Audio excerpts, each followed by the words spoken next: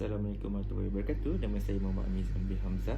Kad matrik saya AB190040 dan saya dari Fakulti FPTV dan mengambil bidang catering. Okey, ini adalah video mengenai rancangan orientasi sekolah yang berlangsung selama 2 minggu di SMK Muara Tuang, Kota Samarahan, Sarawak.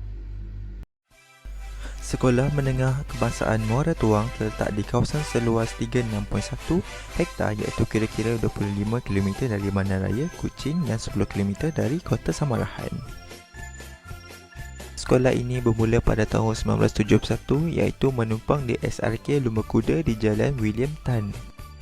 Pada masa itu, kelas tingkatan 1 hingga 3 dibuka dengan kira-kira 1,000 orang murid. Pada tahun 1991, sekolah ini telah berpindah ke tapak baharunya yang mula menyediakan kelas tingkatan 1 hingga 3 sahaja. Selepas itu, kelas tingkatan 4 dan 5 mula dibuka apabila jumlah murid semakin bertambah. Pada tahun 1999, kelas aliran sains bagi tingkatan 4 dan 5 mula ditawarkan. Sejarah seterusnya tercipta apabila kelas tingkatan 6 ditawarkan pada tahun 2003. Lokasi sekolah ini agak strategik iaitu berdekatan dengan portal ilmu seperti Unimas, UiTM dan IPTAR. Visi Sekolah SMK Muara Tuang adalah pendidikan berkualiti, insan terdidik, negara sejahtera. Manakala misi untuk Sekolah SMK Muara Tuang adalah dengan melestarikan sistem pendidikan yang berkualiti untuk membangunkan potensi individu bagi memenuhi aspirasi negara. Jogan kata SMK Muara Tuang adalah share, moment and success. Manakala falsafah adalah memperkembangkan potensi individu secara berterusan dan menyeluruh ke arah melahirkan insan yang seimbang dari segi emosi, rohani, jasmani dan intelek. Elemen pertama, Jerry di dalam SMK Muara Tuang adalah jasmani. Aktiviti jasmani merupakan aktiviti yang melibatkan pergerakan badan dan fizikal. Dengan adanya aktiviti jasmani ini, ia dapat melahirkan pelajar yang aktif dalam bidang sukan dan akademik, dapat menyumbangkan potensi pelajar dalam bidang sukan, memperkembangkan bakat dan kemahiran sosial kepada para pelajar. Seterusnya kita pergi kepada elemen kedua iaitu emosi. Emosi adalah berkaitan dengan jiwa dan perasaan seseorang. Pembangunan emosi dititik beratkan kerana emosi mempengaruhi seseorang dalam tingkah laku dan tindakannya.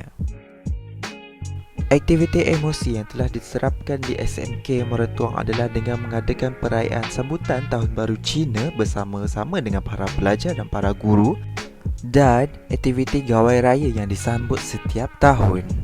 Aktiviti emosi ini dapat melahirkan perasaan kasih sayang kepada para pelajar dan memiliki semangat kekitaan dan berpaduan kepada semua para pelajar yang ada di SMK Muara Tuang. Elemen yang ketiga adalah rohani. Adalah berkaitan dengan jiwa dan kalbu yang melibatkan hubungan seseorang dengan Tuhan. Keteguhan rohani adalah penting bagi melahirkan individu yang murni, akhlak dan insan kepada pencipta. Antara aktiviti kerohanian yang dilakukan di SMK Muara Tuang seperti aktiviti syarahan keagamaan, Quran Hawa, bacaan Yasin, membuat aktiviti amali penyembelihan, khataman Al-Quran dan sebagainya. Tidak lupa juga kepada unit bimbingan kaunseling di SMK Muara Tuang telah mengadakan satu anjuran karnival motivasi kepada para pelajar. Antara objektif yang kita dapat daripada aktiviti rohani ini adalah kita dapat memupuk dan membina disiplin para pelajar. Elemen yang terakhir adalah elemen intelek.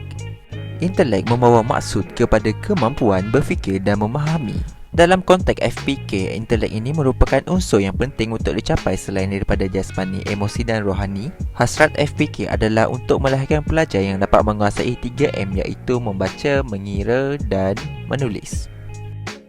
Antara contoh aktiviti intelek yang dilakukan di SMK Muara Tuang adalah dengan mengadakan bengkel untuk para pelajar SPM. Aktiviti seperti ini dapat membantu pelajar untuk bersedia lebih awal untuk mereka menduduki SPM yang akan datang kelak. Bukan itu sahaja, mereka boleh berkongsi macam mana mereka belajar kepada pelajar-pelajar yang lain supaya ada interaksi berlaku di antara pelajar. Secara ringkasnya, apa yang kita boleh dapat daripada 4 elemen yang ada di SMK Muara Tuang iaitu Jerry, iaitu jasmani, emosi, rohani dan intelek. Kita pergi kepada elemen pertama iaitu jasmani. Jasmani ini dapat melahirkan pelajar yang berfikiran cergas dan cerdas. Hal ini kerana dapat membantu pelajar fokus di dalam kelas supaya mereka tidak lesu. Okey, kita pergi kepada emosi pula. Emosi ini lebih kepada perasaan kasih sayang kepada pelajar antara satu sama lain. dan dapat memupuk semangat perpaduan kepada para pelajar. Pergi kepada rohani pula. Rohani adalah lebih kepada kepatuhan pelajar dalam agamanya. Terakhir adalah intelek. Intelek dapat memahirkan seseorang pelajar itu kemahiran asas, iaitu 3M: membaca, mengira dan menulis. Okey, sekian itu saja yang saya dapat ulaskan di video ini. Sekian, terima kasih.